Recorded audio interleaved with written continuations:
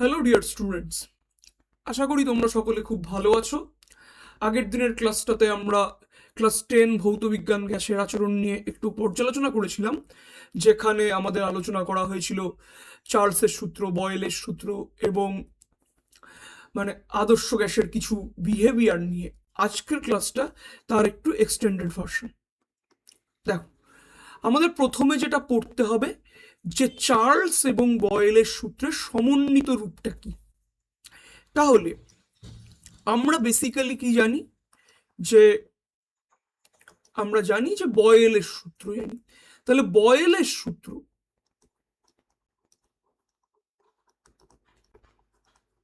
বয়েলস ল, বয়েলের সূত্র থেকে আমরা কি জানি, যে চাপ আয়তনের সাথে ব্যস্তানুপাতে পরিবর্তিত হয়, বা আয়তন চাপের সাথে ব্যস্তানুপাতে পরিবর্তিত হয়। তাহলে কি, ভি ভ্যারিয়াস 1/p, এটা আমরা জানি।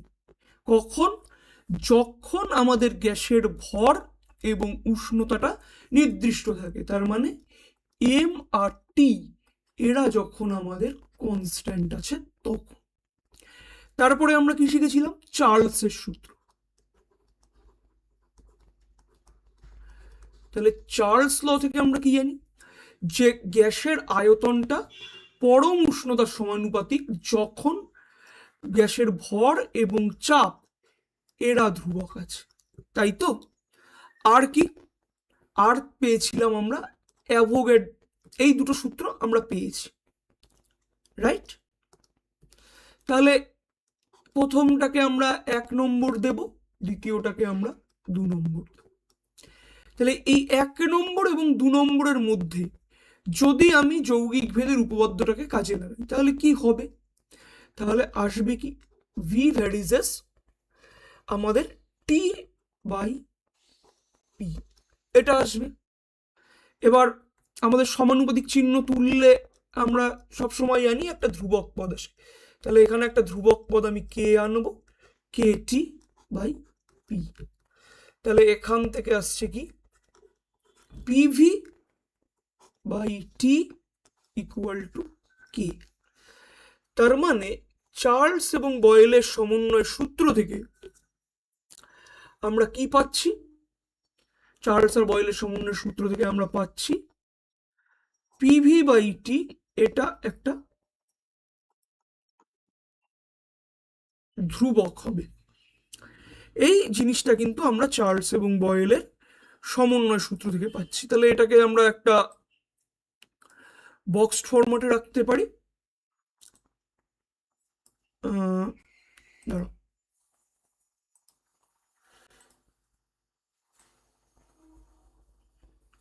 এইটা হলো আমাদের চার্লস এবং বয়েলের সমন্বয় সূত্র। দেখো, এখানেও আমাদের রয়েছে একই, যে পিভি ইকুয়াল টু কেটি, এটা। এইবার আমরা একটা জিনিসকে বোঝার চেষ্টা করব খুব মনোযোগ দিয়ে।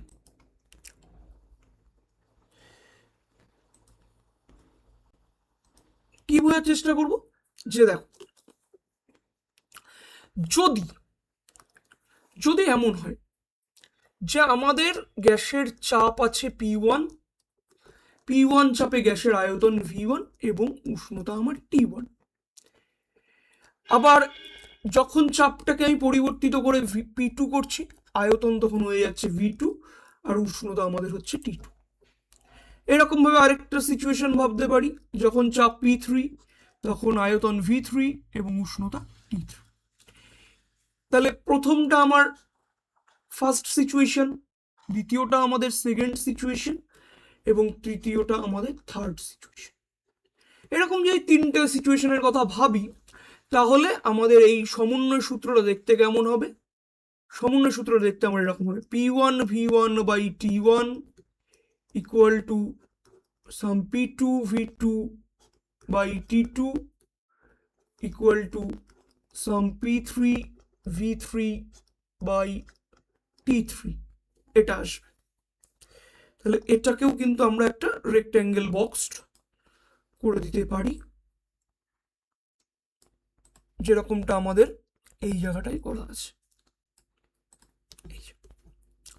তাহলে আশা করি আমরা চার্লস এবং বয়েলের যে সমন্বয় সূত্র, এই সমন্বয় সূত্রটা বুঝেছি। মাধ্যমিক পরীক্ষার জন্য এটা কিন্তু একটা ইম্পর্টেন্ট কোশ্চেন। নেক্সট আসছে আদর্শ গ্যাস এবং বাস্তব গ্যাস কি। দেখো, আমরা এতক্ষণ ধরে এই চার্লসের সূত্র পড়লাম, বয়েলের সূত্র পড়লাম। তাহলে যে সকল গ্যাস চার্লস এবং বয়েলের সূত্র এবং তাদের সমন্বয় সূত্র মেনে চলে তাকে আমরা বলবো কি আদর্শ গ্যাস বা আইডিয়াল গ্যাস। এগুলো কি আইডিয়াল গ্যাস। কিন্তু যে সকল গ্যাস কি হচ্ছে চার্লস আর বয়েলের সূত্র আমাদের হুবহু মেনে চলছে না তাকে আমরা বলি বাস্তব গ্যাস বা আমরা এটাকে বলি রিয়েল গ্যাস। এখন কিছু জিনিস বোঝার আছে। তো রিয়েল গ্যাস কোনগুলো? আমরা যে সকল গ্যাসগুলোকে সচরাচর দেখতে পাই, যেমন oxygen gas O2, hydrogen gas H2, carbon dioxide gas CO2, nitrogen gas N2, এই যত রকম গ্যাস আমরা বায়ুমণ্ডলের মধ্যে দেখতে পাই সবই আমাদের বাস্তব গ্যাস। এরা কেউ আদর্শ গ্যাস কিন্তু নয়। তাহলে আদর্শ গ্যাস আর বাস্তব গ্যাসের মধ্যে পার্থক্য কি? প্রথম কথা যে আদর্শ গ্যাস সমীকরণ PV = nRT মেনে চলবে। বাস্তব গ্যাস কি? নিম্ন চাপ এবং উচ্চ উষ্ণতা ছাড়া আমাদের PV = nRT কিন্তু মানে না। আর কি? আদর্শ গ্যাসের ক্ষেত্রে আমরা অণুগুলোর আয়তনকে ধরিনি, বাস্তব গ্যাসের ক্ষেত্রে অণুগুলোর আয়তনকে ধরব। তারপর কি? আদর্শ গ্যাসের ক্ষেত্রে অণুগুলোর মধ্যে কোনো আকর্ষণ বল নেই, কিন্তু বাস্তব গ্যাসে অণুগুলোর মধ্যে একটা আকর্ষণ বল আছে। শক্তি কি? আদর্শ গ্যাসের ক্ষেত্রে শুধুমাত্র আমরা কাইনেটিক এনার্জি পাই, কিন্তু বাস্তব গ্যাসে কি হচ্ছে গতিশক্তি এবং স্থিতিশক্তি দুটোই পাবো। এই জিনিসটা পাবো। আর এই বিষয়টা আমি আরো ভালো করে একটু পরেই আমি এক্সপ্লেইন করছি। ওকে, তাহলে আমরা পরবর্তী স্লাইডে যেতে পারি। দেখছি কি বলেছে। বলছে দেখো, বয়েলের সূত্র এবং চার্লসের সূত্র বিবৃত করার সময় আমরা নির্দিষ্ট ভরের গ্যাসের কথাটা কেন উল্লেখ করি? দেখো, বয়েলের সূত্রে কি বলছে যে নির্দিষ্ট উষ্ণতায় নির্দিষ্ট ভরের কোনো গ্যাসের আয়তন চাপের সাথে ব্যস্তানুপাতে পরিবর্তিত হয়। আর চার্লসের সূত্র কি বলছে যে নির্দিষ্ট ভরের কোনো গ্যাসের আয়তন নির্দিষ্ট চাপে পরম উষ্ণতার সমানুপাতিক। তাহলে দুটো ক্ষেত্রেই আমরা ভর বা মাসকে কি বলছি ধ্রুবক বা কনস্ট্যান্ট ধরে নিচ্ছি। এটা ধরার কারণটা কি? একটা কথা বিচার করে দেখো, যে আমি যদি আদর্শ গ্যাস সমীকরণটার কথা ভাবি, আদর্শ গ্যাস সমীকরণ কি? PV = nRT। এখানে n মোল সংখ্যা, একটু পরেই আমরা দেখব যে n কে লেখা যায় W/m/RT, যেখানে এই ডাব্লুটা কি আণবিক ভর গ্যাসের, আর এই এমটা হচ্ছে আণবিক ভর, ডাব্লুটা কি প্রকৃত ভর। তাহলে যদি আমি উষ্ণতা আর আয়তনটাকে অপরিবর্তিত রেখে যদি আমি ভরটা বাড়াই, তাহলে কি হবে? গ্যাসের চাপ বেড়ে যাবে। তাহলে এই কারণে আমরা কি করি যে চার্লস বা বয়েলের সূত্র লেখার সময় নির্দিষ্ট ভরের কথাটা কিন্তু উল্লেখ করি। আগের দিনের ক্লাসে আলোচনা করা হয়েছিল যে প্রমাণ বায়ুমণ্ডলীয় চাপ বা প্রমাণ উষ্ণতা কাকে বলে। বেসিক্যালি আমাদের NTP or STP কি, এটা আমি আগের ক্লাসে একদম ইন ডিটেলস আলোচনা করেছি। কেউ যদি না দেখে থাকো আগের ক্লাসটা অবশ্যই দেখবে। নেক্সট আমাদের একটা ইম্পর্টেন্ট ল, যে অ্যাভোগাড্রো সূত্র বা প্রকল্পটি কি। দেখো, বলছে একই চাপ এবং উষ্ণতায় সম আয়তন সব গ্যাসে সমান সংখ্যক অণু থাকে। ওকে, তাহলে এটা আমাদের একটু ব্যাখ্যা করতে হবে। সাপোজ ধরে নাও যে আমাদের 3টে গ্যাস কন্টেইনার আছে। এই একটা গ্যাস কন্টেইনার আছে, এই আরেকটা গ্যাস কন্টেইনার আছে, আর এর সাথে এই আরেকটা 3 নম্বর গ্যাস কন্টেইনার আছে। তাহলে 3টে গ্যাস কন্টেইনার আছে। তাহলে এটা হচ্ছে আমাদের কন্টেইনার এ, এটা আমাদের কন্টেইনার বি, আর লাস্টেরটা আমাদের কন্টেইনার সি। প্রথমটাতে আমরা রাখছি অক্সিজেন গ্যাস, দ্বিতীয়টায় রাখছি আমি কার্বন ডাই অক্সাইড গ্যাস, আর 3 নম্বরটায় রাখছি আমি নাইট্রোজেন গ্যাস। এবার বলছে সমান চাপ এবং উষ্ণতায়, যদি চাপ এবং উষ্ণতা দুটোরই সেম থাকে তাহলে এরও চাপ পি, উষ্ণতা টি, কার্বন ডাই অক্সাইডেও চাপ পি, উষ্ণতা টি, নাইট্রোজেনেও চাপ পি, উষ্ণতা টি।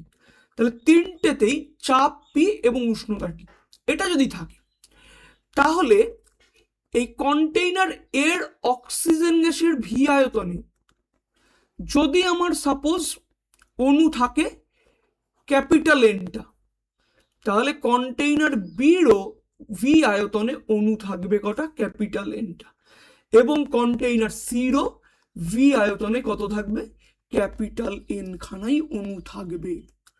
তার জন্য বলছে যে একই চাপ এবং উষ্ণতায় সম আয়তন সকল গ্যাসে, সেটা মানে মৌলও হতে পারে যৌগও হতে পারে, যদি সেটা হয় সমান সংখ্যক অণু থাকবে, মানে মৌলিক অণু বা যৌগিক অণু যাই হোক না কেন, যে অক্সিজেনের মতো মৌলিক অণু হলেও যদি হতে এনটা মানে অণুর গ্যাস থাকে, তাহলে কার্বন ডাই অক্সাইড একটা যৌগিক অণু হওয়া সত্ত্বেও ওর ভি আয়তনে কিন্তু এন খানাই অণু থাকবে।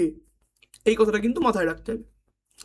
তার মানে এর যদি আমি গাণিতিক রূপটা ব্যাখ্যা করি, যে ধরে নাও চাপ আমাদের পি আছে, উষ্ণতা আছে আমার টি, আর গ্যাসের পরিমাণ আছে এন মোল, আর এন মোলের আয়তন কত ভি।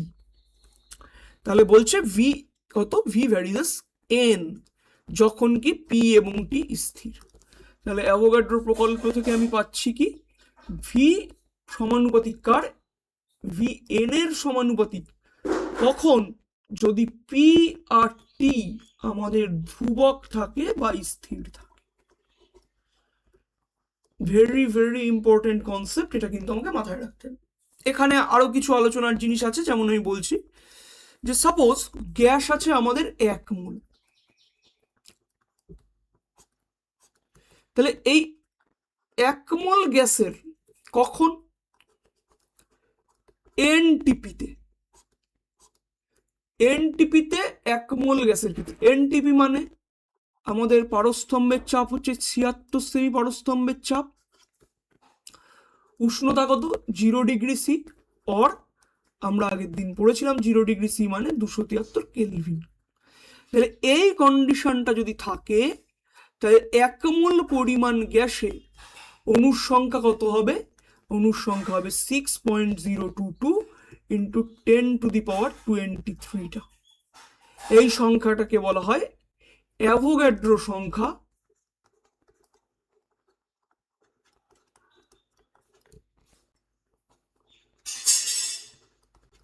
যাকে আমরা ক্যাপিটাল এন সাফিক্স এ দিয়ে ডিনোট করে থাকি। তাহলে আশা করি এই জায়গাটা তোমরা ক্লিয়ার করতে পেরেছো। দেখো পরীক্ষায় কিন্তু কিছু কিছু শর্ট কোশ্চেন আসে। কেমন শর্ট কোশ্চেন আসে আমি যদি বলি, যে পরীক্ষায় তোমাকে বলবে 1 মোল ইলেকট্রন, এটা মানে কটা ইলেকট্রন, তাহলে অ্যান্সার কি হবে, অ্যান্সার হবে 6.022 ইন্টু 10⁻23টা। বলতে পারে যে আমার এনটিপিতে, বললো এনটিপিতে 4 মোল CO2-তে অণু আছে ক্যাপিটাল এনটা, তাহলে অ্যাভোগাড্রো নাম্বার কত, এমসিকিউ কোশ্চেন করতে পারে। তাহলে অ্যাভোগাড্রো সংখ্যা মানে কি, 1 মোলে কটা থাকবে, 4 মোলে যদি এনটা অণু থাকে তাহলে 1 মোলে থাকবে কত, 1 মোল CO2-তে থাকবে কিন্তু ক্যাপিটাল N/4টা। এটা আমাকে মাথায় রাখতে হবে। আবার আরেকটা কথা মাথায় রাখতে হবে কি, যে 1 মোল গ্যাসের ভর এনটিপিতে গ্যাসের আণবিক ভরের সমান হয়, এটা মাথায় রাখতে হবে। তাহলে যদি আমি প্রশ্ন করি যে 3 মোল H2 এর ভর কত, এই প্রশ্নটা যদি করা হয়, তাহলে H2 এর আণবিক ভর কত? H2, তাহলে এখানে হচ্ছে হাইড্রোজেনে 2, অক্সিজেনে 16, 16 আর 2 কত? 18। এটা কি আমার আণবিক ভর M। তাহলে 1 মোল জলের ভর 18 গ্রাম। তাহলে 3 মোল জলের ভর কত হবে? 18 গুণ 3,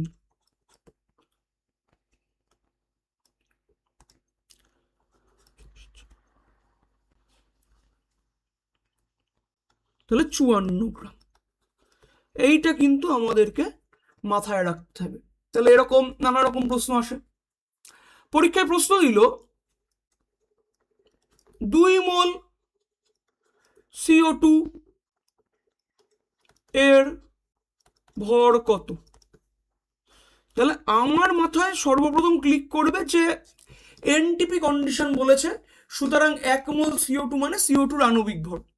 তাহলে CO2 এর আণবিক ভর, CO2 এর আণবিক ভর কি করে বের করব? আচ্ছা, কার্বনের কত? কার্বনের আণবিক ভর আমি জানি 12, আর অক্সিজেনের 16, দুটো আছে, তাহলে 16 দুগুণি 32, তাহলে 44 গ্রাম। এইটা আসছে 1 মোলের জন্য। তাহলে 2 মোল CO2, একদম মাথার মধ্যে গেঁথে নেবে, এইগুলো কিন্তু খুব কাজে লাগে। তাহলে 2 মোল CO2, তাহলে কত? 2 × 44 = 88 গ্রাম। আশা করি এই জায়গাগুলো কিন্তু ক্লিয়ার হয়েছে। এগুলো কিন্তু খুব ইম্পর্টেন্ট জিনিস। তাহলে আমরা নেক্সট পেজে আসছি। যে অ্যাভোগাড্রো প্রকল্পকে সূত্র বলা হয় না, কি বলা হয়? প্রকল্প বা হাইপোথিসিস। কেন বলা হয়? দেখো, আমরা না মানে ফিজিক্স বলো বা কেমিস্ট্রি বলো, যেটাই বলো না কেন, কোনো কিছুকে সূত্র তখন বলা হয় যখন সেটা এক্সপেরিমেন্টালি প্রুভড। সূত্র মানে হচ্ছে থিওরেম।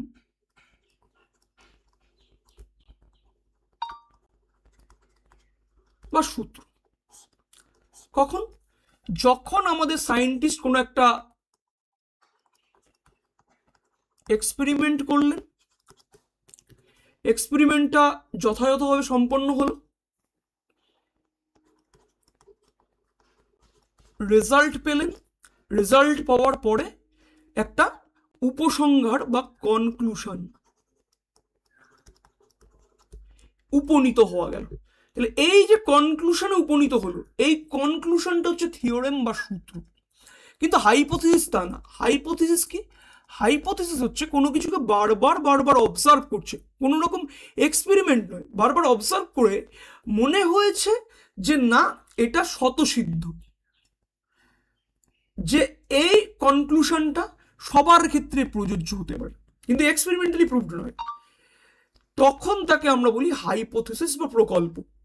তাহলে অ্যাভোগাড্রো প্রকল্প বা অ্যাভোগাড্রো যে কনক্লুশনটা দিয়েছে, সেটা দেখো বলছে পরীক্ষা দ্বারা প্রমাণিত নয়, কিন্তু এর যে রেজাল্ট, এর সাহায্যে আমরা গেলুসাকের গ্যাস আয়তন সূত্রের ব্যাখ্যা দিতে পারি, ডাল্টনের পরমাণুবাদের ব্যাখ্যা দিতে পারি, এবং আজ অবধি কোনো রকম কোনো এক্সপেরিমেন্টে এর কোনো ব্যতিক্রম পাওয়া যায়নি। তাই এই যে হাইপোথিসিস, এটাকে অনেকটা থিওরেমের সাথে তুলনা করা হয়। এবার অ্যাভোগাড্রো প্রকল্পের কিছু অনুসিদ্ধান্ত আছে। বলছে নিষ্ক্রিয় গ্যাস ছাড়া মৌলিক গ্যাসের অণুগুলি বেশিরভাগই দ্বিপরমাণু। একদমই তাই। দেখো নিষ্ক্রিয় গ্যাস কোনগুলো? নিষ্ক্রিয় গ্যাস বা নোবেল গ্যাস আমরা জানি হিলিয়াম, নিয়ন, আর্গন, ক্রিপ্টন, জেনন, রেডন, এগুলো সব কি? এগুলো আমাদের নোবেল গ্যাস বা নিষ্ক্রিয় গ্যাস। এই গ্যাসগুলো কি? এই গ্যাসগুলো সবাই আমার এক পরমাণু। কিন্তু বেশিরভাগ গ্যাস, যেমন আমি যদি বলি যেগুলো আমরা সচরাচর বলি, অক্সিজেন দ্বিপরমাণুক, নাইট্রোজেন দ্বিপরমাণুক, তাই না? হাইড্রোজেন গ্যাস দ্বিপরমাণুক। তাহলে বেশিরভাগ মৌলিক অণু দ্বারা গঠিত গ্যাস কিন্তু দ্বিপরমাণুক হয়। আর কি, আর বলছে গ্যাসীয় পদার্থের আণবিক গুরুত্ব বাষ্প ঘনত্বের দ্বিগুণ। এর পরবর্তী চ্যাপ্টারে আমরা পড়ব যে গ্যাসের বাষ্প ঘনত্ব যদি ক্যাপিটাল ডি হয় এবং আণবিক ভর যদি ক্যাপিটাল এম হয়, তাহলে এম ইকুয়াল টু আমরা 2D লিখতে পারি। আর কি, গ্রাম আণবিক আয়তন 22.4 লিটার, কখন? এসটিপিতে। খুব ইম্পর্টেন্ট কথা মাথায় রাখতে হবে। যদি কন্ডিশন আমার এসটিপি হয়, এসটিপিতে 1 মোল গ্যাস মানে হচ্ছে গ্রাম অণু পরিমাণ গ্যাস।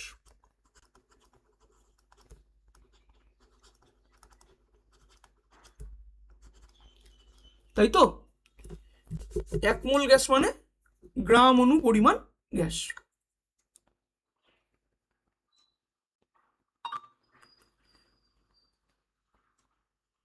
ওকে, তাহলে 1 মোল গ্যাস মানে যখন গ্রাম অণু পরিমাণ গ্যাস, তার মানে এসটিপিতে 1 মোল গ্যাস এর আয়তন কত? এর আয়তনটা মাথায় রাখতে হবে সবসময় আমাদের 22.4 লিটার বা 22,400 ml। খুব সোজা জিনিস, আমাদের ভালোভাবেই মনে থাকবে। তার মানে যদি আমাকে পরীক্ষায় শর্ট কোশ্চেন দেয় যে বলল যে এসটিপিতে 44 গ্রাম CO2 এর আয়তন কত? 44 গ্রাম CO2 মানে কি? এটা CO2 কি? গ্রাম আণবিক ভর। তাহলে গ্রাম আণবিক ভর যখন, তাহলে এসটিপিতে এর আয়তন কত হবে? 22.4 লিটার। বলে দিল যে এসটিপিতে আমার 18 গ্রাম জলের আয়তন কত? 22.4 লিটার। 32 গ্রাম অক্সিজেনের আয়তন কত? 22.4 লিটার। তার মানে আমরা দেখতে পাচ্ছি যে 1 গ্রাম অণু পরিমাণ যে কোনো গ্যাসের আয়তন কত হচ্ছে? 22.4 লিটার।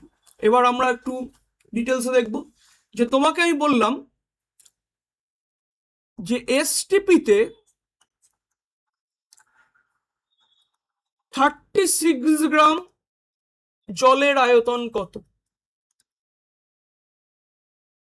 তাহলে আমার চট জলদি মাথায় আসবে যে 1 মোল জল মানে কত গ্রাম জল?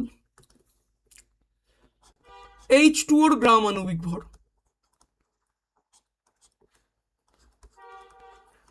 H2O 1 মোল মানে আমার 18 গ্রাম। কেন? হাইড্রোজেন একটা একটা করে দুটো আছে, 2 1 2, আর অক্সিজেন আমার 16। 16 2 করলে কত হচ্ছে? 18 গ্রাম। এই কারণে 1 মোল H2O মানে 18 গ্রাম H2। তাহলে 18 গ্রাম H2O সমান সমান আমাদের কত? 1 মোল H2O। তাহলে 36 গ্রাম H2O মানে কত? 1/18 গুণ 36, দ্যাট ইজ 2 মোল H2O। এই অবধি কথা ক্লিয়ার হয়েছে, তাই তো? তাহলে 1 মোলের আয়তন কত? 1 মোলের আয়তন 1 মোলের হচ্ছে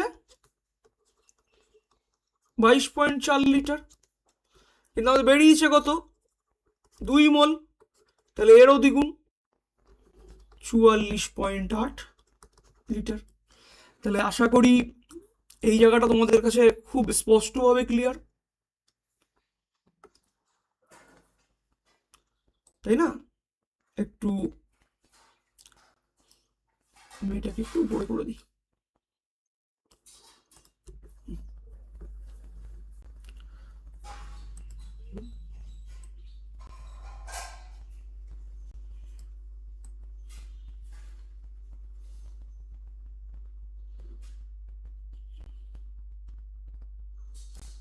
ঠিক আছে, চলো নেক্সট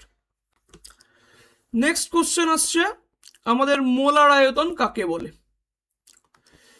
তাহলে মোলার আয়তন নিয়ে যখন আমি কথা বলবো, তাহলে নির্দিষ্ট চাপ এবং উষ্ণতায় 1 মোল পরিমাণ যে কোনো গ্যাসীয় পদার্থের আয়তনকে কি বলছি, মোলার আয়তন। তাহলে মোলার আয়তনটা আমি এইটুকুই বললাম যে এসটিপিতে কত, 22.4 লিটার।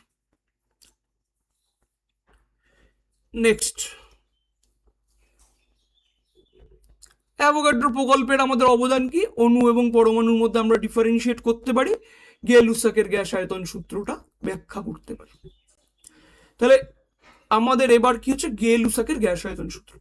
গ্যাস কি বলছে, গ্যাসীয় বিক্রিয়ায় অংশগ্রহণকারী বিক্রিয়ক গ্যাসগুলি সমচাপ এবং উষ্ণতায়, এই কথাটা কিন্তু ইম্পর্টেন্ট, সমচাপ ও উষ্ণতায় তাদের আয়তনের সরল অনুপাতে বিক্রিয়া করে। বিক্রিয়াজাত পদার্থ যদি গ্যাসীয় হয় তাহলে একই চাপ ও উষ্ণতায় বিক্রিয়াজাত পদার্থের আয়তন বিক্রিয়ক পদার্থের আয়তনের সাথে সরল অনুপাতে থাকবে। বোঝা যায়নি, তাই তো? তাহলে কি, গ্যাসীয় বিক্রিয়ায় অংশগ্রহণকারী বিকারকগুলি, আগে বোঝার চেষ্টা করুন, তারা পূর্ণ সংখ্যার সরল অনুপাতে বিক্রিয়া করে এবং বিক্রিয়াজাত পদার্থ যদি গ্যাসীয় হয় তাহলে একই চাপ ও উষ্ণতায় বিক্রিয়ক ও বিক্রিয়াজাত পদার্থের অনুপাত সরল অনুপাত হবে। মানে অনুপাতটা কোনো রকম ভগ্নাংশ হবে না, 1:3 হবে না, 2:3 হবে না, কি হবে 1:2:3, 1:1.5 হবে না। এই জিনিসটাকে মাথায় রাখতে হবে। তাহলে দেখো, প্রথমে আমি একটা করে এক্সাম্পল দিয়ে বোঝানোর চেষ্টা করছি।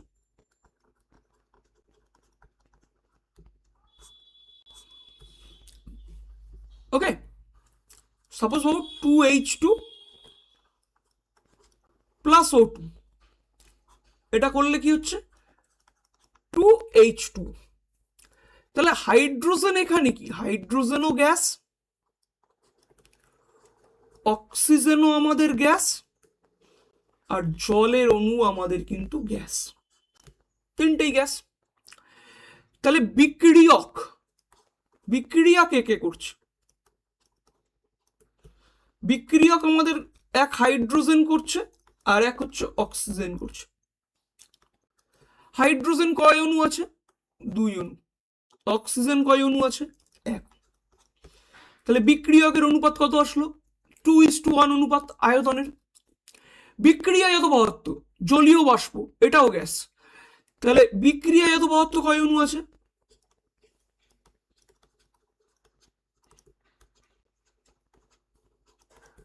এটাও কিন্তু আমাদের 2 অণু আছে। তাহলে বিক্রিয়ক ইস টু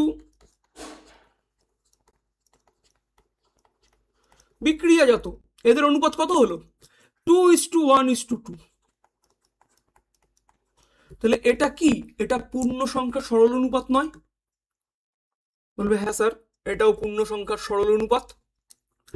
তাহলে একটা উদাহরণ দেখো, আমি একটা উদাহরণ দিলাম, এখানে আরেকটা উদাহরণ রয়েছে যে 1 অণু নাইট্রোজেন 3 অণু হাইড্রোজেনের সাথে বিক্রিয়া করে 2 অণু অ্যামোনিয়া গঠন করছে। NH3 মানে হচ্ছে অ্যামোনিয়া। ব্লক দিয়ে হবো যে একটা ব্লক আছে, এই 1 অণু নাইট্রোজেন, এই হচ্ছে 3 অণু হাইড্রোজেন, উৎপন্ন হচ্ছে 2 অণু অ্যামোনিয়া। তাহলে এখানে অনুপাতটা কত আসছে, 1 অণু নাইট্রোজেন, তাহলে nitrogen is to hydrogen is to ammonia. তাহলে 1 অণু নাইট্রোজেন, 3 অণু হাইড্রোজেন, 2 অণু অ্যামোনিয়া। তাহলে 1:3:2 এই অনুপাতটা আসছে। এটাও একটা পূর্ণ সংখ্যার সরল অনুপাত। তাহলে এটা হচ্ছে আমাদের একটা গে-লুসাকের গ্যাস আয়তন সূত্রকে স্যাটিসফাইড দেখানোর জন্য একটা আমাদের উদাহরণ। নেক্সট দেখো, অ্যাভোগাড্রো প্রকল্পের সাহায্যে গে-লুসাকের গ্যাস আয়তন সূত্রর ব্যাখ্যা। তাহলে এই ব্যাখ্যাটা আমরা একটু দেখব।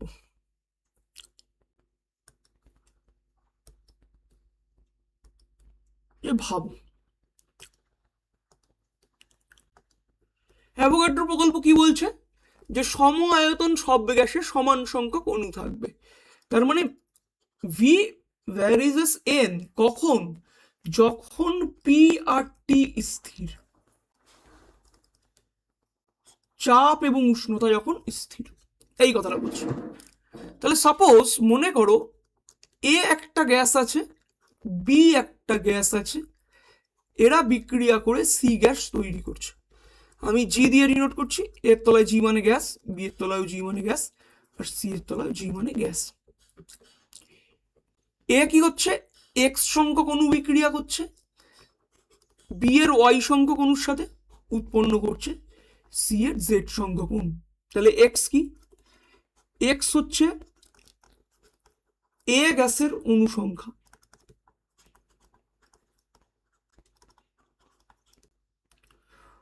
ওয়াই কি? বি গ্যাসের অণু সংখ্যা, আর জেড আমাদের সি গ্যাসের অণু সংখ্যা। এই জায়গাটা ক্লিয়ার? ওকে। এখন দেখো, যদি চাপ এবং উষ্ণতা স্থির থাকে তাহলে ভি আয়তনের যে কোনো গ্যাসে স্মল এন সংখ্যক অণু আছে, এটা আমার ধরে নেওয়া। তাহলে ধরে নিচ্ছি বিক্রিয়াটা যখন হচ্ছে তখন প্রত্যেকের চাপ পি আর প্রত্যেকের উষ্ণতা টি। এই পি চাপটা কার কার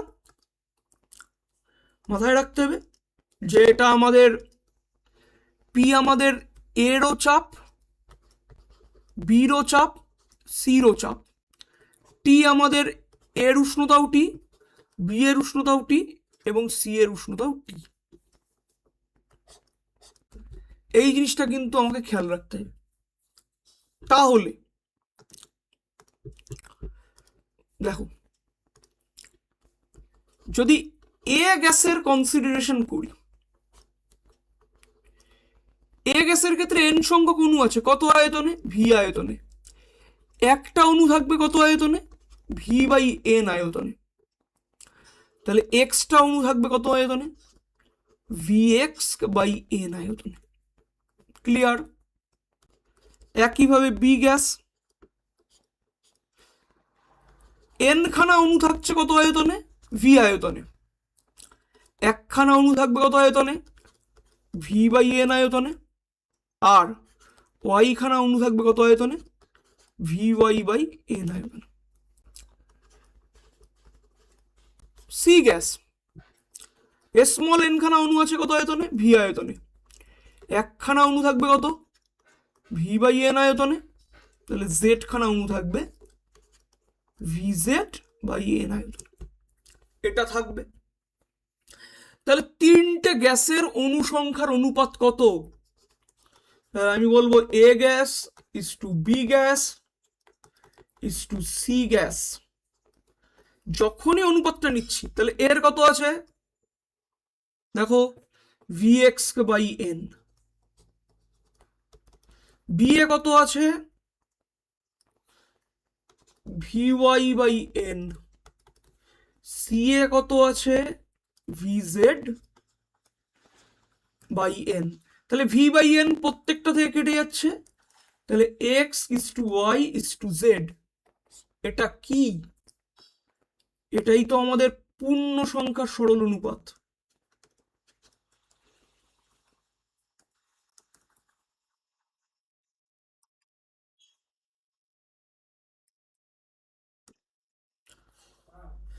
আশা করি তোমরা বিষয়টা ধরতে পেরেছো। হয় এটাকে আমি একটুখানি সরিয়ে দিই, তাহলে মেবি বুঝতে বেশি সুবিধা। ওকে, তাহলে আমাদের নেক্সট স্লাইডে আমরা যাই, যে কি বলছে চার্লস এবং বয়েলের সূত্রের সাহায্যে আদর্শ গ্যাস সমীকরণ। দেখো, এটাও আমরা একটু বেটার ভাবে বোঝার চেষ্টা করব।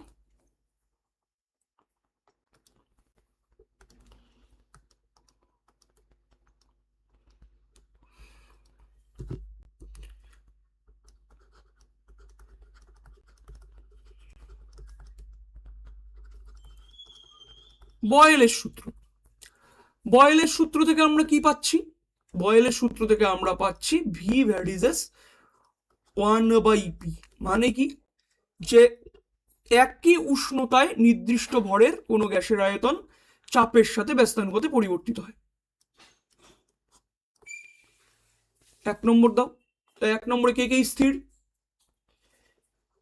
ভর এবং উষ্ণতা স্থির।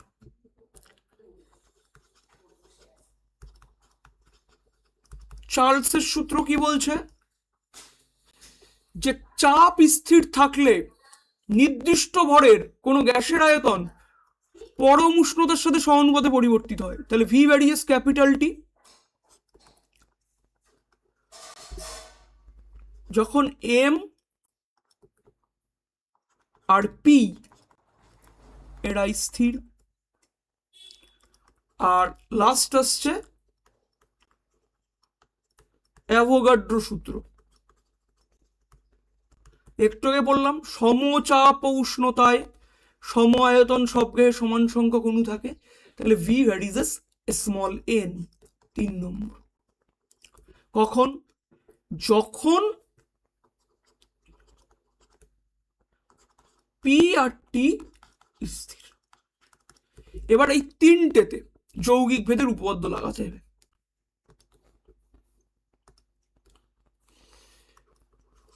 1, 2 ও 3 নঙে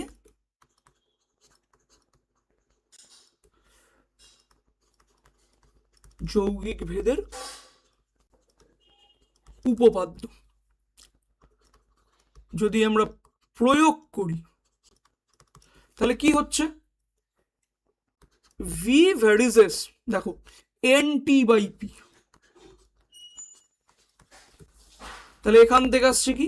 PV varies small N T.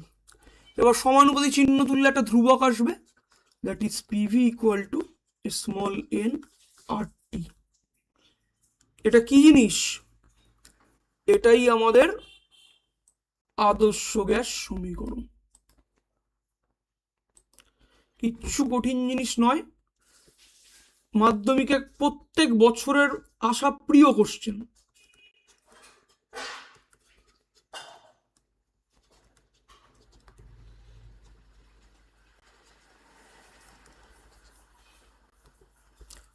দেখো আমরা যেটা নিয়ে আলোচনা করছিলাম, এই যে আরেকবার দেখে নাও। বয়েলের সূত্র ভি ভ্যারিজেস 1/p যখন টি আর এন স্থির, এন মানেই স্মল এম আর কি।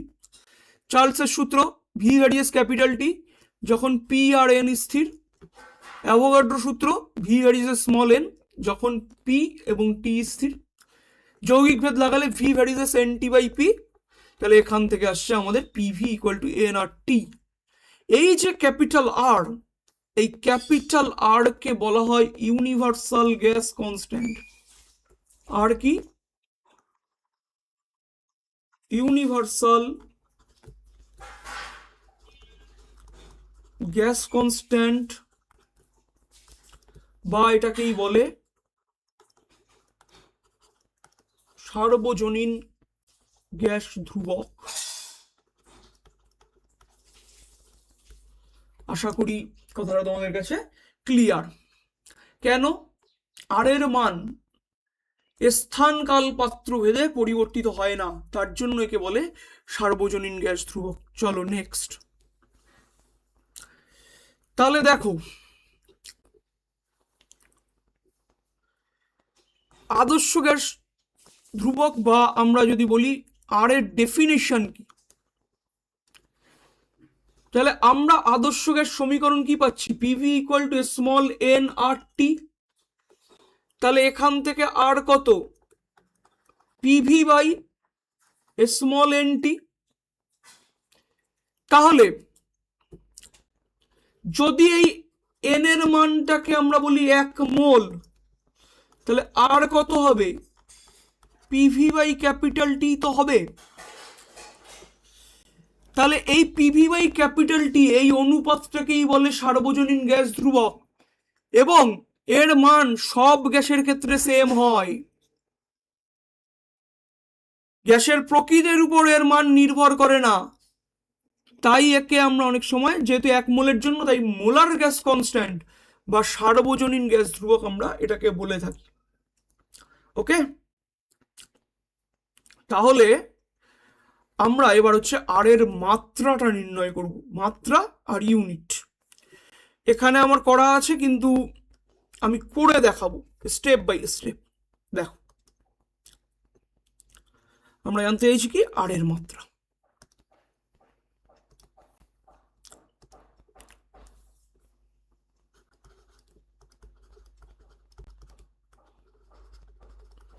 আর এর মাত্রা,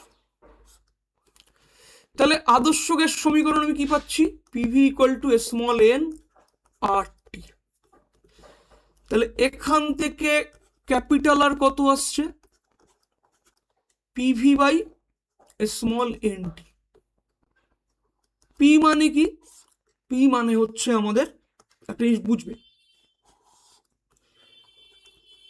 পি হলো চাপ গুণ ভি হচ্ছে আয়তন, এন কি? এন মোল সংখ্যা, টি হচ্ছে আমাদের উষ্ণতা। ওকে, তাহলে চাপ গুণ আয়তন এই রাশিটা বেসিক্যালি কি?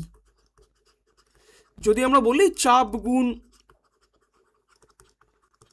আয়তন, চাপ মানে কি? চাপ মানে একক ক্ষেত্রফলে প্রযুক্ত বল। চাপ মানে কি? এফ বাই এ। আর আয়তন মানে কি? ভূমির ক্ষেত্রফল এ ইন্টু দৈর্ঘ্য এল। তাহলে এ এ কেটে গেল, তাহলে পড়ে থাকছে কে? F into L. এফ মানে কি? বল। আর এল মানে কি? দৈর্ঘ্য। ব্র্যাকেটে আমরা সরণ লিখতে পারি। তাহলে বল ইন্টু দৈর্ঘ্য বা সরণ করলে কি পাওয়া যায়? আমরা ক্লাস 9-এ পড়েছি, কৃতকার্য। এটা আমরা পাই, কারণ আমরা তো জানি যে ডাব্লিউ ইকুয়াল টু বল ইন্টু সরণ, W equal to F S. এই জিনিসটা তো আমাদের জানা। তাহলে আর আর ইকুয়াল টু আর এর মাত্রা যখন বলছি, তাহলে উপরে কি হবে? চাপ গুণ আয়তন করলে আমরা পিভি, পিভি কি? কার্য। তাহলে কার্যর মাত্রা ডিভাইডেড বাই মোল সংখ্যার মাত্রা গুণ আমাদের উষ্ণতার মাত্রা। তাহলে কার্যের মাত্রা কি হয়? এখান থেকে দেখো, বলের মাত্রা কি? M L T to the power -2, আর সরণের মাত্রা হচ্ছে এল। এখান থেকে কার্যের মাত্রা কি হচ্ছে? M L square T to the power -2। তাহলে কার্যর মাত্রা বসিয়ে দাও, M L square T to the power -2। Mole সংখ্যার মাত্রাকে আমরা ক্যাপিটাল এন দিয়ে ডিনোট করি, উষ্ণতার মাত্রাকে আমরা থিটা দিয়ে ডিনোট করি। তাহলে কি আসছে? M N inverse L square T to the power -2 theta inverse. এইটা হচ্ছে আমাদের আর এর মাত্রা। আশা করি বিষয়টা তোমাদের কাছে একদম স্পষ্টভাবে ক্লিয়ার। তাহলে আমরা আগের স্লাইডে দেখে নাও যে আর এর মাত্রা M L square T to the power -2 N inverse theta to the power -1, এটা আসছে। তাহলে এসআই পদ্ধতিতে আর এর একক কি হবে? দেখো, কার্যর একক বাই মোল সংখ্যার একক ইন্টু তাপমাত্রার একক। তাহলে কার্যর একক কি এসআই পদ্ধতিতে? জুল। মোল সংখ্যার একক হয় মোল, আর তাপমাত্রার একক হয় কেলভিন। তাহলে এসআই পদ্ধতিতে একক কি আসছে? Joule, mole inverse, kelvin inverse. সিজিএসএ ইউনিট কি হবে? সিজিএসএ কার্যের মাত্রা কি? Erg, mole inverse, kelvin inverse. ব্যবহারিক একক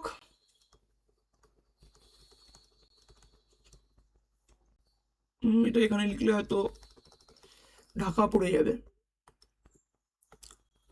আরেকটা একক হয়, ব্যবহারিক একক, সেটা কি?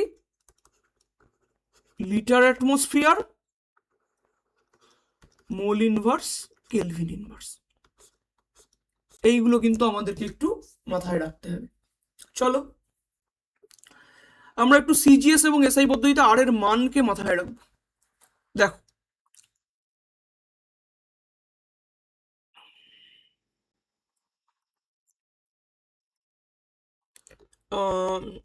একটু ওয়েট করো।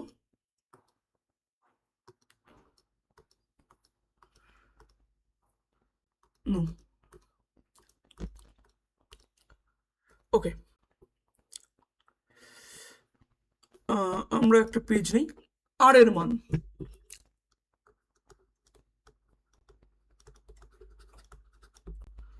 কি করে বের করব? প্রথমে আসছি এসআই তে আর এর মান বের করতে চাইছি। আমরা আদর্শ গ্যাস সমীকরণ কি জানি? PV equal to n R T. তাহলে এখান থেকে আর আসছে কত? PV by small N T, তাই তো? তাহলে আমরা এসটিপি যদি বলি, এসটিপি তে পি কত? পি হচ্ছে আমাদের, আমরা জানি যেটা 76 সেন্টিমিটার এইচ। তাহলে পি এর ভ্যালু বেসিক্যালি কত হচ্ছে? 76 ইন্টু 13.6 ইন্টু 98 বা 9.81 আমি ধরছি। এটা পি এর মান আসছে। এত কি আসবে? Pascal, right?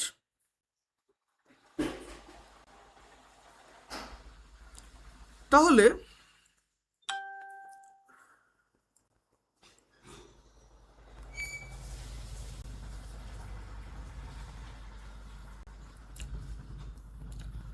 আর টি কত? টি হচ্ছে আমাদের 273 কেলভিন।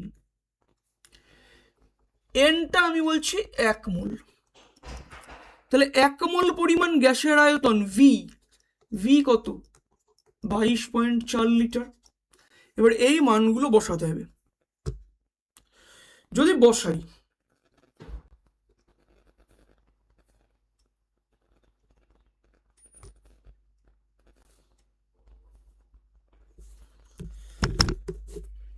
তাহলে এর ভ্যালুটা আসছে 8.31 joule mole inverse kelvin inverse, বা এটার মান আসবে কত? 8.31 into 10⁻⁷ erg mole inverse kelvin inverse. আর ব্যবহারিক একক যদি আমি বলি লিটার এটিএম এ, লিটার এটিএম এ আর এর ভ্যালু যেটা আসে সেটা আসে হচ্ছে 0.0821 লিটার এটিএম, মানে মোল ইনভার্স কেলভিন ইনভার্স। ওকে, এই বিষয়বস্তুটা কিন্তু আমাদেরকে একটু মাথায় রাখতে হবে। ওকে, তাহলে আমি আরেকবার একটু নোট করিয়ে দিচ্ছি যে ভ্যালু অফ আর, আর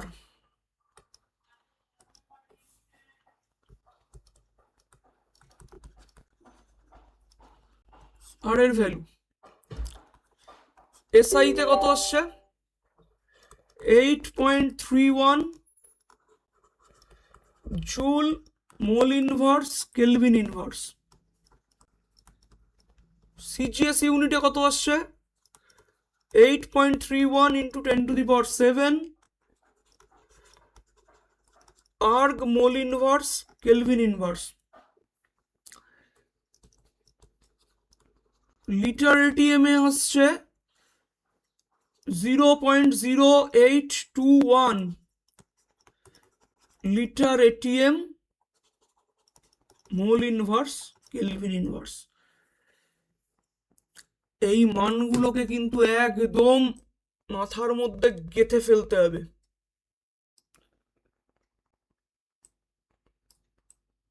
ঠিক আছে, ভৌতবিজ্ঞান আমাদের খুব ইজি সাবজেক্ট। ভৌতবিজ্ঞান আমরা এই ক্লাসটা একদম ফ্রিতে করাবো, কিন্তু চ্যানেলটিকে সাপোর্ট করার জন্য তোমরা অবশ্যই লাইক এবং বন্ধুদের মধ্যে শেয়ার করে দিতে ভুলবে না, এবং চ্যানেলটিকে সাবস্ক্রাইব করবে। যদি আমার পড়ানো ভালো লেগে থাকে তাহলে তোমরা যদি আমাকে কিছু হেল্প করতে চাও তাহলে আমার একটা কিউআর কোড দেওয়া থাকবে, তোমরা সেখানে আমাকে হেল্প করতে পারো। নাও দেখো, PV equal to small nRT সমীকরণ থেকে আণবিক ভর এবং ঘনত্ব কি করে নির্ণয় করে, এটা নিয়ে কথা বলেছে।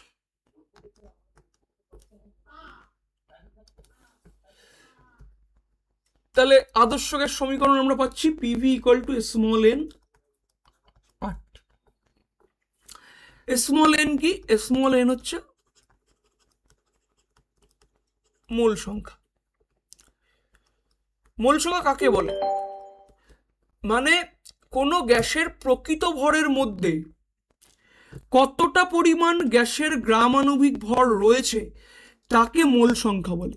তাহলে মোল সংখ্যা মানে কি? প্রকৃত ভর বাই আণবিক ভর। এইবার গ্যাসের মধ্যে মনে করো ডাব্লু গ্রাম গ্যাস আছে, আর গ্যাসের আণবিক ভর হলো ক্যাপিটাল এম। তাহলে স্মল এন সমান সমান আমরা লিখতে পারি ডাব্লু বাই এম। তাহলে আমাদের এই ইকুয়েশনটা কি হয়ে যাবে? আমাদের ইকুয়েশনটা হয়ে যাবে PV equal to small N এর জায়গায় লিখবো কি W by capital M R. এটা আমরা লিখতে পারি, তাই তো? ওকে, এখন গ্যাসের ঘনত্ব, ঘনত্ব বলতে কি বুঝি? একক আয়তনের ভরকে বুঝি। তাহলে গ্যাসের ভর কত? ডাব্লু, আর ভি হচ্ছে গ্যাসের আয়তন। তাহলে গ্যাসের ঘনত্ব ডি ইকুয়াল টু কত? W by V. তাহলে এখান থেকে ডাব্লু ইকুয়াল টু কি আসছে? ডিভি আসছে না, তাই তো? তাহলে আমরা এখানে বসিয়ে দাও, পিভি ইকুয়াল টু ডাব্লুর জায়গায় ডিভি বসাও, ডিভি বাই এম আর। তাহলে ভি এর সাথে ভি কেটে যাচ্ছে, তাহলে এইখান থেকে ডি কত আসছে? পিএম বাই আর টি।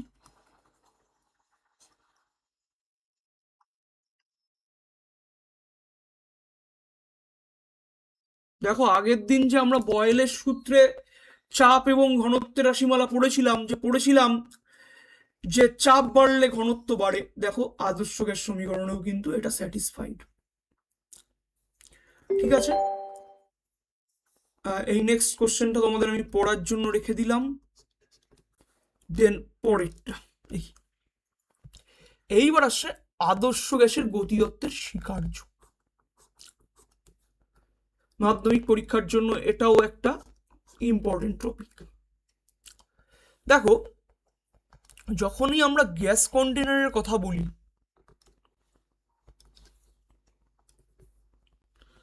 খুব ভালো করে বোঝার চেষ্টা করবে। তাহলে আমরা কি করছি? একটা গ্যাস কন্টেনার নিচ্ছি।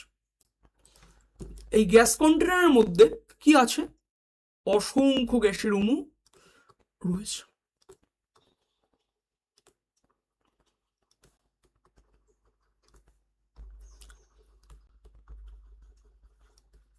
আর এই গ্যাসের অণুগুলো কি হচ্ছে? বিভিন্ন দিকে র্যান্ডমলি ছোটাছুটি করছে।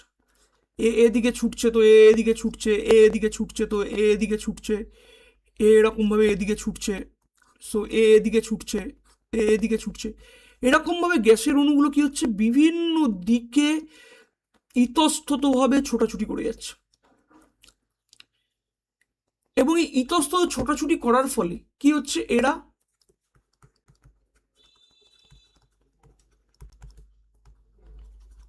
নিজেদের মাঝে ও পাত্রের দেওয়ালে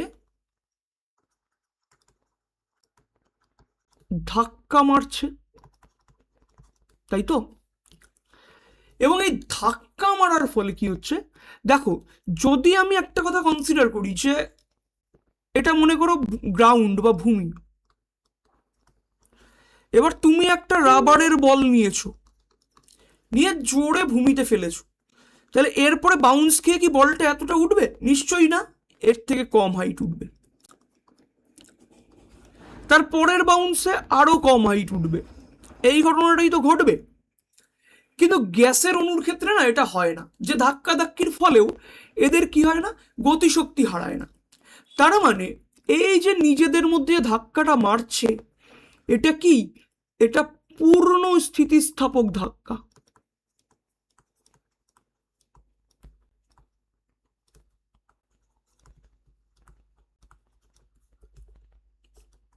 এই কথাটা কিন্তু অ্যাজাম্পশন করা হলো।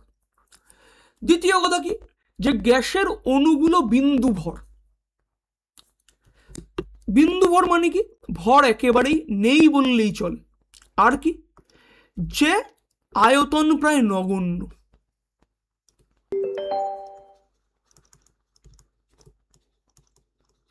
আয়তন নগণ্য বলতে পাত্রের আয়তনের তুলনায় গ্যাসের অণুগুলোর আয়তন নগণ্য, এবং অণুগুলো পারস্পরিক ধাক্কা মারার ফলে যে দূরত্ব যায় সেই দূরত্বের তুলনায়ও অণুগুলোর কিন্তু আয়তন নগণ্য।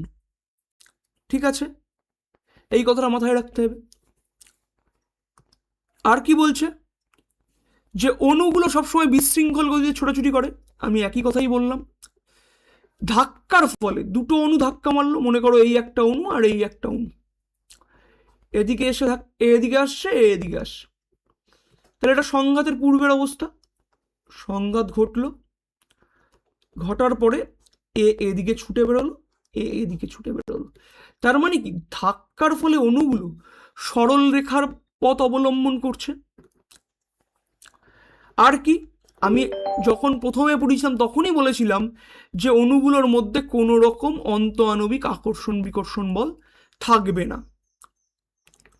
ঠিক আছে, আর কি, একক আয়তনে অণুর সংখ্যা সবসময় অপরিবর্তিত থাকবে। একক আয়তনে অণুর সংখ্যা বলতে যে নাম্বার ডেন্সিটি,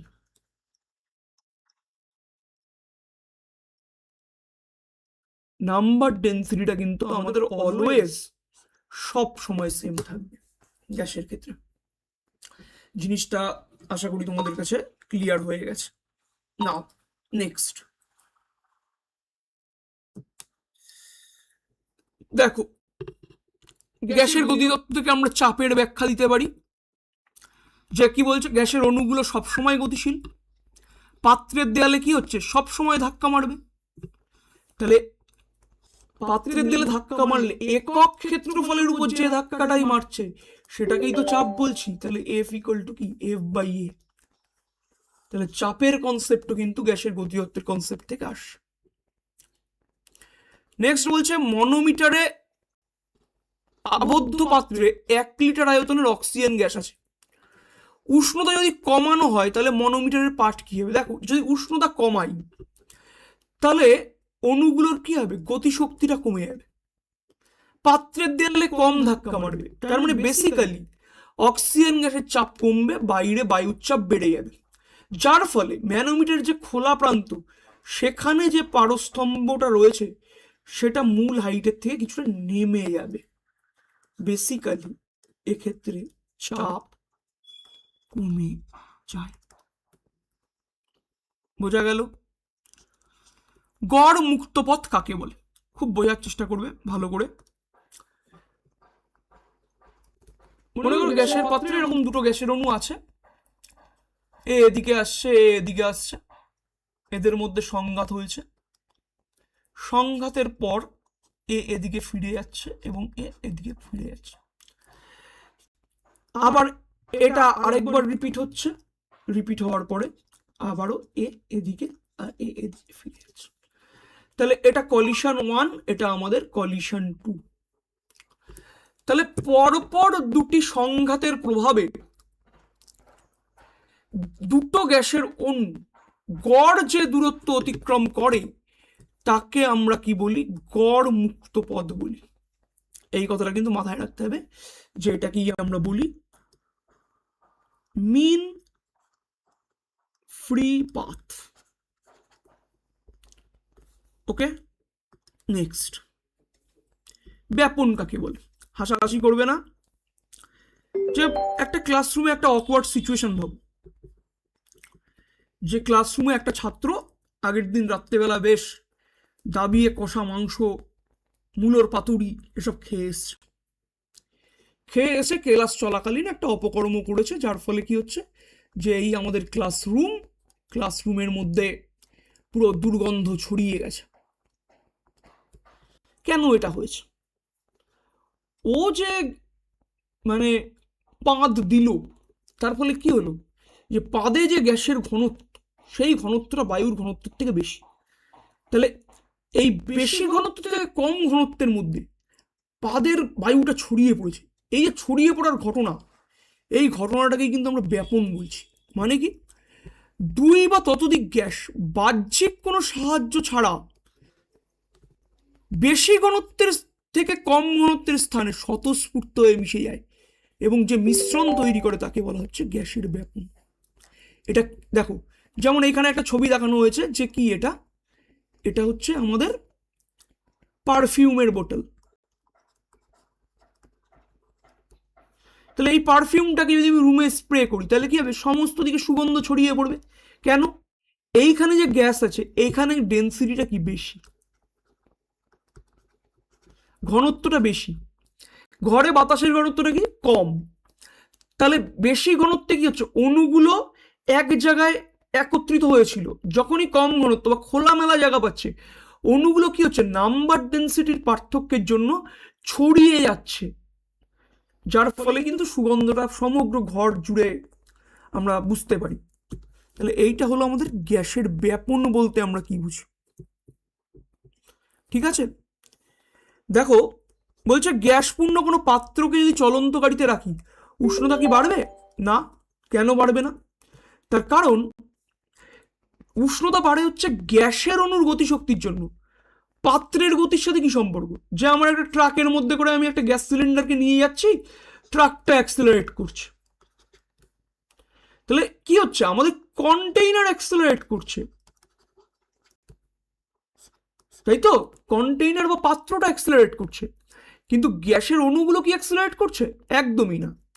কারণ গ্যাসের অণুগুলোর গতি কখনোই পাত্রের গতির উপর নির্ভরশীল নয়। আমরা প্রথমেই অ্যাজাম্পশনে ধরে নিয়েছিলাম কি যে অণুগুলো স্বতঃস্ফূর্ত এবং সতত গতিশীল। ঠিক আছে, তাহলে এই জায়গাটাও আমাদের দাঁড়ালো। দেখো বেগ এবং চাপের উপর উষ্ণতার প্রভাব মন দিয়ে বোঝার চেষ্টা করো। দেখো বেসিক্যালি বেগ আর আমি বলছি চাপের উপর উষ্ণতার প্রভাব।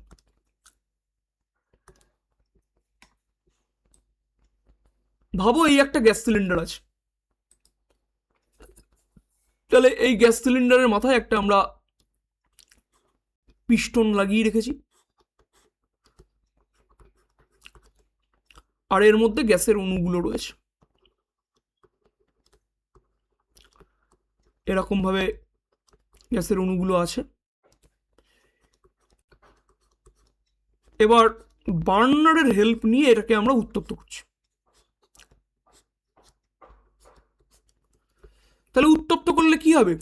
গ্যাসের অণুগুলোর গতিশক্তি বাড়বে। গতিশক্তি যদি বাড়ে তাহলে এরা পাত্রের দেয়ালে ধাক্কার প্রবণতা বাড়াবে এবং পিস্টনের উপর কি করবে? জোরে জোরে ধাক্কা মারবে, যার ফলে কি হচ্ছে?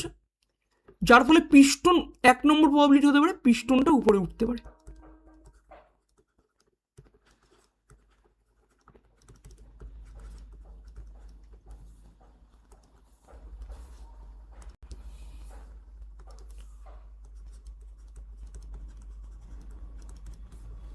তাই তো? তার মানে কি? অণুগুলোর বেগ বাড়ছে, পিস্টনটাকে ঠেলে উপরে তুলছে। কিন্তু এবার আমি বলছি পিস্টনটাকে আমি ফিক্সড করে দিয়েছি, মানে কি, যে গ্যাসের আয়তনকে আমি কনস্ট্যান্ট করে রাখছি। আয়তনকে যদি ফিক্সড করে দেই তাহলে পিস্টনটা উঠতে পারছে না। কিন্তু কি হচ্ছে, গ্যাসের আয়তনটা তো এক জায়গায় রয়েছে। এবার পাত্রের দেয়ালে বারবার বারবার আমার কি হচ্ছে, অণুগুলো ধাক্কা মেরে যাচ্ছে, ধাক্কার প্রবাবিলিটি বাড়ছে। তাহলে একক আয়তনে প্রযুক্ত বলের পরিমাণ বাড়ছে। তার মানে আয়তনকে ফিক্সড করে দিলে যদি উষ্ণতা বাড়ানো হয় তাহলে চাপ বাড়বে। দেখো এই যে উষ্ণতা বৃদ্ধি পেলে গ্যাসের অণুগুলোর গতিশক্তি বৃদ্ধি পায়, ফলে অণুগুলি কি হচ্ছে, দেয়ালে পূর্ব অপেক্ষা আরো জোরে ধাক্কা মারে। আয়তনকে যদি বাড়তে না দেওয়া হয় তাহলে চাপ বৃদ্ধি পাবে। গতিশক্তি বৃদ্ধি পাচ্ছে মানে বেগও বৃদ্ধি পাচ্ছে। কথাটা ক্লিয়ার? বলছে ফোলানো বেলুন রোদে রাখলে ফেটে যাবে কেন? দেখো বেসিক্যালি বেলুনের মধ্যে কি আছে, গ্যাস আছে, তাই তো? তাহলে রোদে রেখেছো, রোদে রাখলে কি হচ্ছে, গ্যাস তাপ শক্তি পাচ্ছে, তার ফলে কি হচ্ছে, গ্যাসের অণুগুলোর গতিশক্তি বাড়বে, চাপও বেড়ে যাবে, আর বেলুনের ভিতরের দেয়ালে অণুগুলো ধাক্কা বেশি মারবে, চাপ তার সহনশীল, এবং বেলুনের যে রাবারের যে স্থিতিস্থাপকতা সেটা স্থিতিস্থাপক সীমা অতিক্রম করে যাবে এবং বেলুনটা ফেটে যাবে। দেখো একটা ফ্লো চার্টের মধ্যে দিয়ে লিখে দিয়েছি যে সূর্যের তাপ যদি বেশি হয়ে যায় তাহলে অণুগুলোর গতিশক্তি বাড়বে, সংঘর্ষ বেশি মাত্রায় হবে এবং আলটিমেটলি বেলুনটা ফেটে যাবে। আশা করি তোমরা এটা বুঝতে পেরেছো। নেক্সট দেখো, এইবার আমরা একটা জিনিস বোঝার চেষ্টা করব যে এতক্ষণ ধরে আমরা যে আলোচনাগুলো করলাম, এই আলোচনাগুলো সবই কিন্তু আমাদের আদর্শ গ্যাস নিয়ে হয়েছে।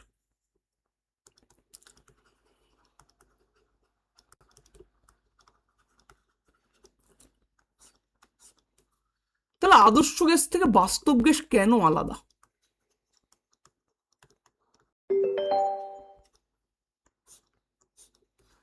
কারণ আদর্শ গ্যাস তো আমি নেচারে পাই না, যেটা পাই নেচারে সেটা বাস্তব গ্যাস। তাহলে কেন আলাদা, এই প্রশ্নটা মাথায় রাখতে হবে। গ্যাসের গতীয় তত্ত্বে আমরা দুটো অ্যাজাম্পশন করেছি। কি বলেছিলাম? গ্যাসের অণুগুলো বিন্দু ভর, আয়তন নগণ্য। আচ্ছা বাবা একটা জিনিস বলো তো, যে গ্যাসের অণু, আমি অক্সিজেনের অণু নিয়েই কথা বলছি, হ্যাঁ অতি ক্ষুদ্র আণুবীক্ষণিক, কিন্তু ওর তো একটা নির্দিষ্ট আয়তন আছে। তার মানে আয়তন নগণ্য হলে ও পাত্রে যতটা জায়গা দখল করত সামান্য আয়তন থাকায় তার থেকে কি কম জায়গা দখল করবে না? তার মানে একটা কি হচ্ছে, বাস্তব গ্যাসের ক্ষেত্রে আমাদের একটা ভলিউম কারেকশন আসছে বা আয়তনে একটা কারেকশন আসছে,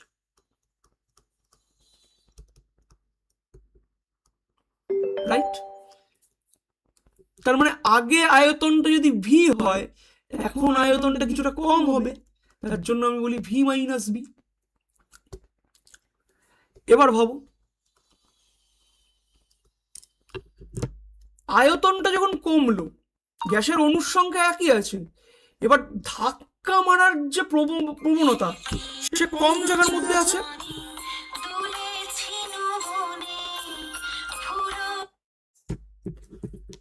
ধাক্কাটা যখন মেরেছি,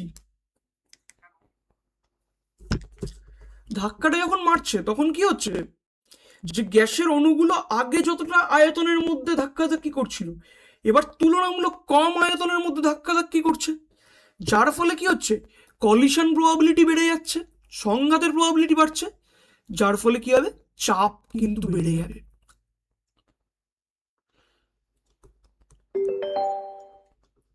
তাহলে প্রেশার কি হয়ে যাচ্ছে, আমার বেড়ে যাচ্ছে। আর কি বলেছিলাম, বিন্দু ভর, তার মানে এর আকার নিয়ে কোনো কথা বলিনি। তাহলে আদর্শ গ্যাসে কি আমাদের সম্পূর্ণ শক্তি বা টোটাল এনার্জি, এটা কি কাইনেটিক এনার্জি বা গতিশক্তি। কিন্তু এখানে বাস্তব গ্যাসের ক্ষেত্রে টোটাল এনার্জিতে কি, যেহেতু এবার আকার আছে, তাহলে স্থিতিশক্তি প্লাস গতিশক্তি, এটা হলো মোট শক্তি। তাহলে প্রেশার টার্ম বাড়ছে মানে কি, প্রেশার কি পি প্লাস আমি এ স্কোয়ার বাই ভি লিখতে পারি। তাহলে আদর্শ গ্যাস সমীকরণটাকে আমরা লিখছিলাম কি, PV equal to R T এক মোল গ্যাসের ক্ষেত্রে। তাহলে বাস্তব গ্যাস সমীকরণটা কেমন হবে, P plus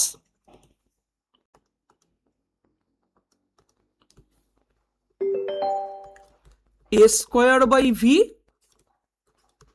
V minus b equal to R T এক মোল গ্যাসের ক্ষেত্রে। তা বাস্তব গ্যাস সমীকরণ কি আমাদের পড়তে হবে? অ্যান্সার ইজ নো, আমাদের বাস্তব গ্যাস সমীকরণ পড়তে হবে না। কিন্তু বাস্তব গ্যাস কেন আদর্শ গ্যাস থেকে আলাদা, এই রিজনটা আমাদের পড়তে হবে। কি পড়তে হবে? রিজন বা কারণটা আমাকে পড়তে হবে, কেন আলাদা। দেখো ভৌত বিজ্ঞান কিন্তু আমাদের এরকমভাবে নিজেদের মধ্যে নিজেদের সাথে নিজেদের কথা বলে পড়তে হয়। তাহলে কি হয়, আমাদের নিজেদের মধ্যে ইন্টারাকশনটা বাড়ে, আমাদের বোঝার যে প্রবণতা, সেই প্রবণতা কিন্তু বৃদ্ধি পায়। এবং যত আমাদের বোঝার প্রবণতা বাড়বে, তত ভৌত বিজ্ঞানের কিন্তু আমরা আনন্দ উপলব্ধি করতে পারবো। এবং যতটা বেশি আমরা আনন্দের সহিত পড়বো, তত পরীক্ষায় আমাদের কিন্তু ভালো নম্বর আসবে। ওকে, নেক্সট বলছে, দেখো এই কোশ্চেনটা খুব ইম্পর্টেন্ট, যে অতি নিম্ন চাপ ও উচ্চ উষ্ণতায় বাস্তব গ্যাস আদর্শ গ্যাসের মতো আচরণ করে কেন? যদি টেম্পারেচারকে বাড়িয়ে দাও, তাহলে গ্যাসের অণুর কি গতিশক্তি বেড়ে যাবে। আর যখনই নিম্ন চাপের কথা বলছি, তখন কি হচ্ছে, গ্যাসের অণুগুলো অনেক দূরে চলে যাচ্ছে, যার ফলে কি অন্তঃআণবিক দূরত্ব অত্যন্ত বেড়ে যাবে। আর কি হবে, গ্যাসের অণুগুলোর আয়তনকে নগণ্য ধরা যাবে, আর আকর্ষণ বলটা প্রায় থাকবে না। যার ফলে এটা কি, তখন আমাদের বাস্তব গ্যাস আদর্শ গ্যাসের মতো আচরণ করবে।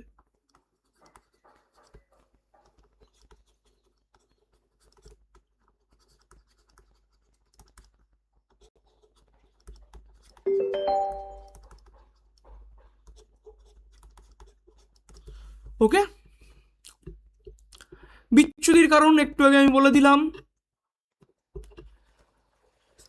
ওকে, আর গ্যাসের অণুগুলোর গতিশক্তির সাপেক্ষে দুটি যুক্তি কি, যে গ্যাসের চাপ একটা, ব্যাপন ক্রিয়া একটা।